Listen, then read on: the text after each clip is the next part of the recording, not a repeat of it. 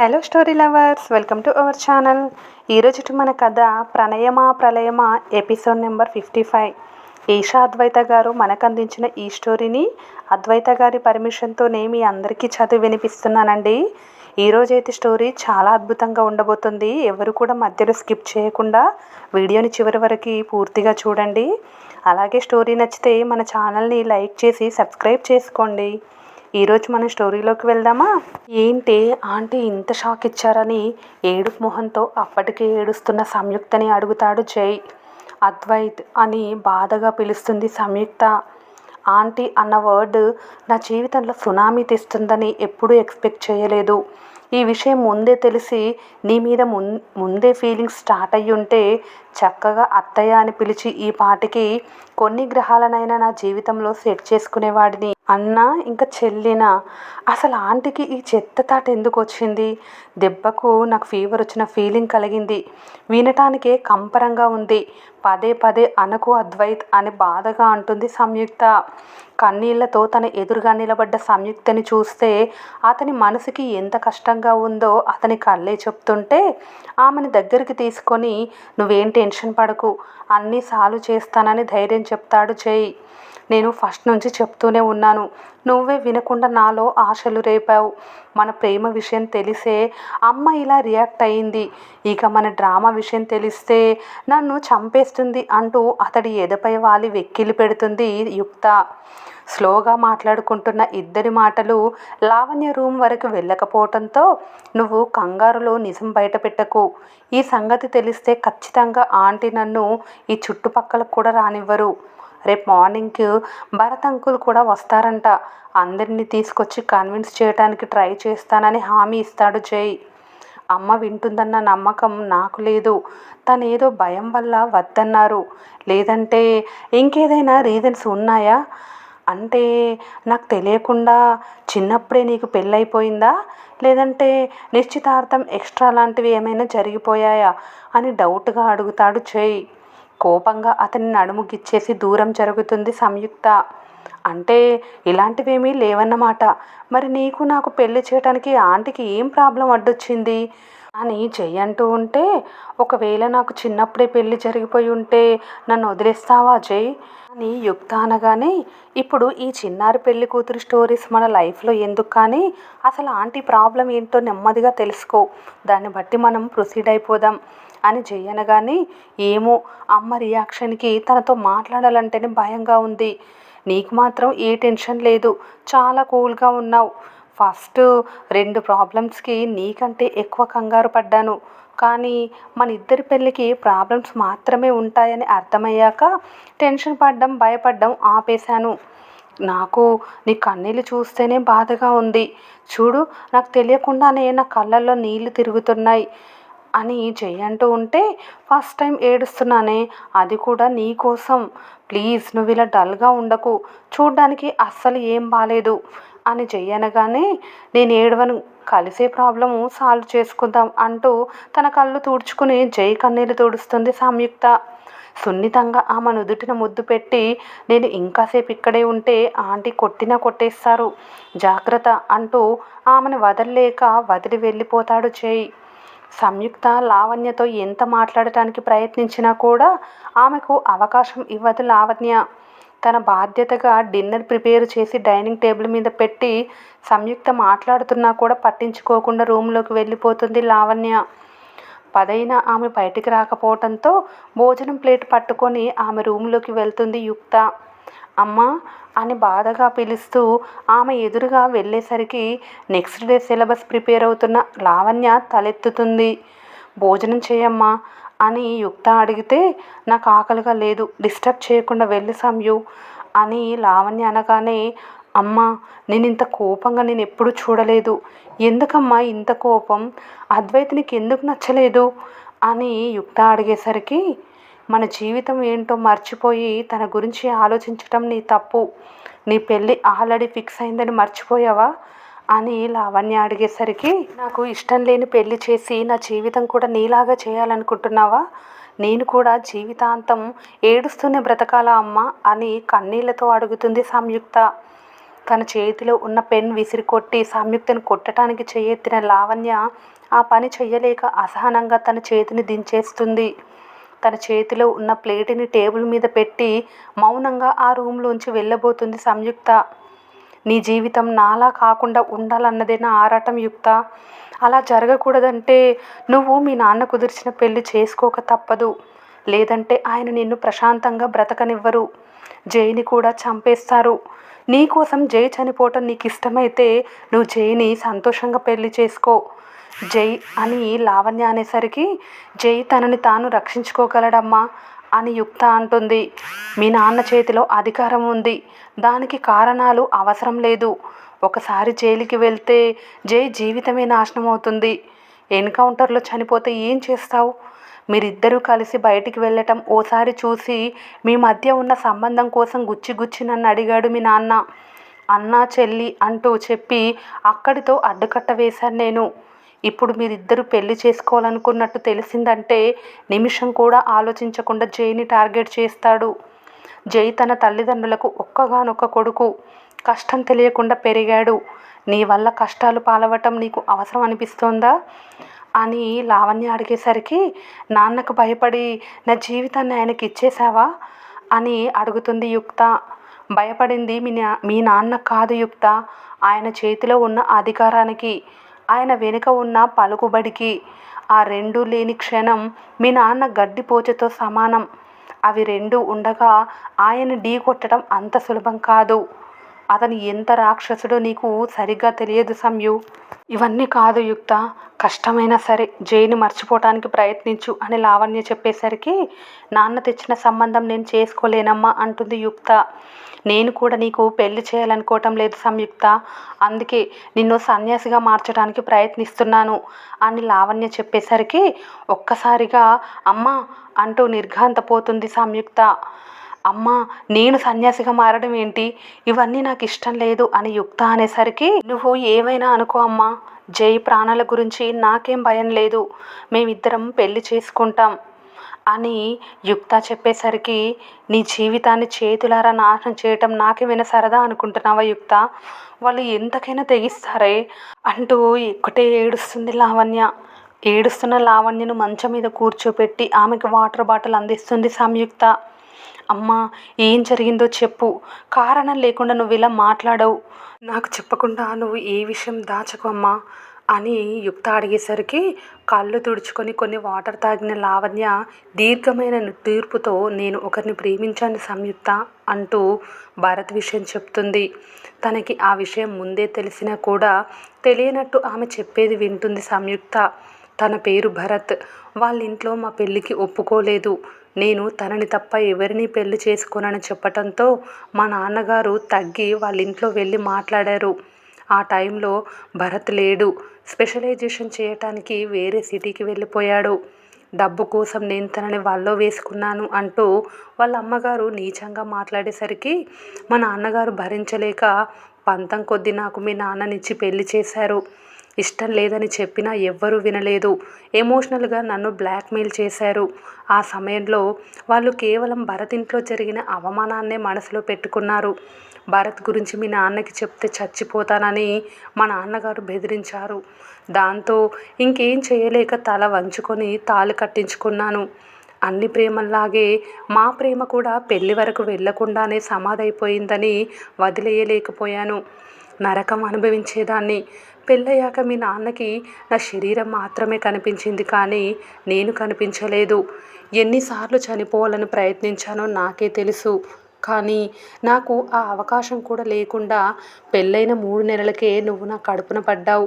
కడుపుతో ఉన్నానని కూడా చూడకుండా మీ నాన్న నా మీద పశుదాడి చేసేవాడు. ఇవన్నీ సరిపోవు అన్నట్టు అనుకోకుండా భరత్ భార్య చనిపోయిన కేసు కోసం చేసిన ఇంట్రాగేషన్లో మా ప్రేమ విషయం తెలిసిన తనకి నీ పుట్టుక మీద అనుమానం మొదలైంది. నేను వీధిలోకి వెళ్తే తప్పు, మరొకరితో మాట్లాడితే తప్పు, ఇంట్లో ఖాళీగా ఉన్నా తప్పే. అనుక్షణం అనుమానిస్తూ వేధిస్తూ నరకం చూపించేవాడు. భరించలేక చచ్చిపోదామనుకున్నాను. కానీ నిన్ను చంపే హక్కు లేక నీకోసమైనా పోరాడాలనుకొని డైవర్స్ ఫైల్ చేశాను. తనకి వ్యతిరేకంగా నేను వెళ్ళటం మీ నాన్న భరించే. భరత్ భార్య చనిపోతే అందుకు కారణం భరత్ అంటూ అతన్ని అరెస్ట్ చేయించాడు. కావాలని సాక్ష్యాలన్నింటినీ భరత్కి వ్యతిరేకంగా పుట్టించాడు. ఆవిడ ఏవో మెడికల్ ఇష్యూస్ వల్ల చనిపోయింది, కానీ భరత్ టార్చర్ చేసి చంపేశాడని నిందలు వేశాడు. చాలా కష్టం మీద భరత్ ఆ కేసు నుంచి బయటకు వచ్చాడు. నేను మీ నాన్నతో విడిపోవటం మా ఇంట్లో ఎవ్వరికీ నచ్చలేదు. మొగుడు కొట్టినా చంపినా మొగుడి దగ్గరే పడి ఉండాలన్న సిద్ధాంతాలు నమ్మిన వాళ్ళకి తిరుగుబాటు నచ్చలేదు. తనకు వ్యతిరేకంగా కంప్లైంట్ ఇచ్చానన్న ద్వేషంతో మీ నాన్న నన్ను వదిలేసి మరో పెళ్లి చేసుకున్నాడు. పుట్టింటికి వెళ్తే ప్రతిరోజు ఎత్తిపొడుపు మాటలే. వీటితో వేగలేక నిన్ను తీసుకొని అందరికీ దూరంగా వెళ్ళిపోయాను. ఒంటరిగా ఉన్న నేను మళ్ళీ భరత్ దగ్గరికి ఎక్కడికి వెళ్తానోనని మీ నాన్న భయం. అఫీషియల్గా మేము విడిపోయినా కూడా వాడు నన్ను వదల్లేదు. నేనుండే ఏరియాకి ట్రాన్స్ఫర్ చేయించుకొని వచ్చి మరీ సాధించటం మొదలుపెట్టాడు. వాడికి కోరిక కలిగిన ప్రతిసారి నేనే గుర్తొచ్చేదాన్ని. అతను ఒక పోలీస్ ఆఫీసర్ కాబట్టి నేను పోలీసుల సహాయం కూడా తీసుకోలేను. ఏ పోలీస్ స్టేషన్లో అతని మీద కంప్లైంట్ ఇచ్చినా కూడా వెంటనే అతనికి తెలిసిపోయేది. ఇప్పటిలా అప్పట్లో సోషల్ మీడియా లేదుగా అని విరక్తిగా నవ్వి మీడియాకు సహాయం కోసం ఒక రిపోర్టర్ని కలిసి అతని మీద కంప్లైంట్ ఇవ్వాలనుకుంటే ఆ విషయం తెలిసిన మీ నాన్న నన్ను బ్రోతల్ కేసులో అరెస్ట్ చేయించాడు అంటూ ఒక్కసారిగా ఏడ్చేస్తుంది లావణ్య. మానసికంగా నన్ను చంపేశాడు. ఇప్పటికీ నన్ను వ్యభిచారిగా చూసేవారు ఎందరో. అక్కడి నుంచి మళ్ళీ పారిపోయి హైదరాబాద్కి వచ్చాను. ఇక్కడికి వచ్చాక కొన్ని రోజులు అతని టార్చర్ తప్పింది. నీకోసం బెంగలేదనుకొని ఆనందపడే అవకాశం కూడా ఇవ్వకుండా ఇక్కడికి కూడా వచ్చేశాడు. ట్రాన్స్ఫర్ కుదరక నెలలో ఓ ఆదివారం మన కోసం రావటం మొదలెట్టాడు.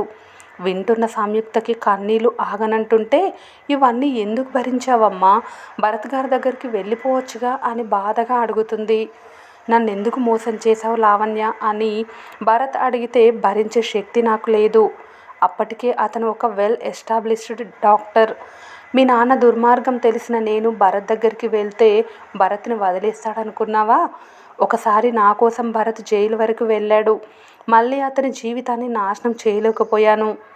భరత్ ఓసారి హైదరాబాద్ వచ్చాడట. వచ్చిన విషయం కూడా నాకు తెలియదు, కానీ మీ నాన్నకు తెలిసింది. నా కోసమే వచ్చాడు అంటూ గొడవ చేసి భరత్ మీద ఇల్లీగల్ కేసెస్ పెట్టడానికి ప్రయత్నించాడు. ఎంత బ్రతిమాలినా ఒప్పుకోలేదు. చివరికి నన్ను అప్పగిస్తే తప్ప. ఆ రోజు ఏమన్నాడో తెలుసా? ప్రియుడిని కాపాడుకోవడం కోసం నీ శరీరం నాకు ఇచ్చావన్నాడు. నిన్ను తీసుకొని ఎక్కడికి వెళ్ళలేను. చిన్నపిల్లవైనా నీతో ఇవన్నీ చెప్పుకోలేను. ఆ రాక్షసత్వాన్ని కళ్ళారా చూస్తే నీ మనసు మీద ఎలాంటి ప్రభావం పడుతుందోనని భయపడి మీ నాన్న వచ్చే సమయానికి నిన్ను ఇంట్లో ఉండనిచ్చేదాన్ని కాదు.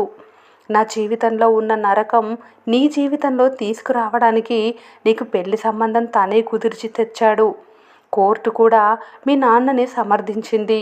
ఇప్పుడు అతని బలం మరింత పెరిగింది. నిన్ను తీసుకొని ఎక్కడికి వెళ్ళినా కూడా వచ్చేస్తాడు. నా చేతులతో నిన్ను నరకంలోకి తోయలేను. ఆడదాని బ్రతకంటేనే ఇంతే సంయుక్త. ఈ నరకం నుంచి బయటపడాలని మనం అనుకుంటాం, కానీ మన చుట్టూ ఉండే పరిస్థితులు మనకి ఆ అవకాశాన్ని ఇవ్వవు. భరత్ విషయంలో కూడా జరిగింది జై విషయంలో జరగకూడదనే. నీ జీవితం నా జీవితంలా కాకూడదని ఆశపడుతున్నాను. అందుకే సన్యాసిగా మార్చాలన్న నిర్ణయం తీసుకున్నాను. అప్పుడే నీ మీద మరొకరి చెయ్యి పడదు. ఈ దౌర్జన్యానికి బలవ్వలేవని చెప్తూ గుక్కపెట్టి ఏడుస్తున్న లావణ్యని హత్తుకొని కళ్ళు మూసుకుంటుంది సంయుక్త. ఇవన్నీ వద్దు సంయు. మన జీవితం మనతోనే పోనివ్వు. మరొకరు మన కోసం ప్రాణాల మీదకి తెచ్చుకునే పరిస్థితి మనకొద్దు అని ఓ రకమైన ఫోబియా తెలియకుండానే లావణ్యలో బిల్డ్ అయిందని సంయుక్తకి అర్థమై ఆమె మనసు మరింత భారంగా మారిపోతుంది. నీ మీద ఏ పశువు దాడి చేయకూడదు, నీకోసం జై చనిపోకూడదు అంటూ మెంటల్గా డిస్టర్బ్ అయిన లావణ్య పదే పదే చెప్తూ ఉంటే ఆమె వెన్ను నిమురుతూ తెల్లవారే వరకు లావణ్యను జాగ్రత్తగా చూసుకుంటుంది. ఏడ్చి ఏడ్చి సంయుక్త ఒళ్ళోనే నిద్రపోతుంది. ఆమె నిద్రపోయాక జరిగింది మొత్తం జైకి కాల్ చేసి చెప్తుంది సంయుక్త. విన్న జై మనసు భారంగా మారి ఆంటీ జాగ్రత్త అని చెప్పి కాల్ కట్ చేస్తాడు. నాకు జై మీద నమ్మకం ఉందమ్మా. నీ జీవితంలా నా జీవితం కాదు. నా జీవితంతో పాటు నీ జీవితంలో కూడా జై సంతోషాన్ని తెస్తాడనుకుంటూ లావణ్య పక్కనే నిద్రపోతుంది యుక్త. ఉదయం అలారం తన పని తాను చేయడంతో భారంగా కనులు తెరిచిన లావణ్యకు సంయుక్త తన పక్కనే నిద్రపోతూ కనిపిస్తుంది. రాత్రి జరిగింది మొత్తం కళ్ళ ముందు మెదిలేసరికి మరోసారి ఆమె కన్నుల్లో నీళ్లు నిండుతాయి. నన్ను క్షమించి సంయుక్త అని బాధగా అనుకుంటూ బెడ్ దిగుతుంది లావణ్య. హెడేక్ ఎక్కువయ్యి కాఫీ కలుపుకోవటానికి పాల ప్యాకెట్ కోసం మెయిన్ డోర్ ఓపెన్ చేసిన లావణ్యకి ఎదురుగా కనిపిస్తాడు భరత్. డోర్ ఓపెన్ చేయగానే ఎదురుగా చేతులు కట్టుకుని నిలబడ్డ భరత్ మొహంలో ఓ విధమైన ప్రశాంతత. అతన్ని చూసిన లావణ్యలో మొదట ఆశ్చర్యం, తర్వాత కంగారు, ఈసారి భయం. నైట్ ఆమె తీసుకున్న స్ట్రెస్కి ఇప్పుడు కనిపిస్తున్న భరత్ రూపానికి ఆమెలో కంగారు ఇంకాస్త ఎక్కువవుతుంది. ఇంత ఉదయాన్నే భరత్ ఎందుకు వచ్చాడన్న ఆలోచన ఆమె మెదడులో మెదిలేలోపు ఇన్నేళ్ల తర్వాత దగ్గర నుంచి చూస్తున్న అతని రూపానికి కళ్ళల్లో నీళ్లు. తన భర్తకి ఈ విషయం తెలిస్తే మళ్ళీ భరత్ ఎలాంటి చిక్కుల్లో పడతాడో అన్న భయంతో కాళ్ళలో వణుకు ఒకేసారి ఆమెలో మొదలవుతుంది.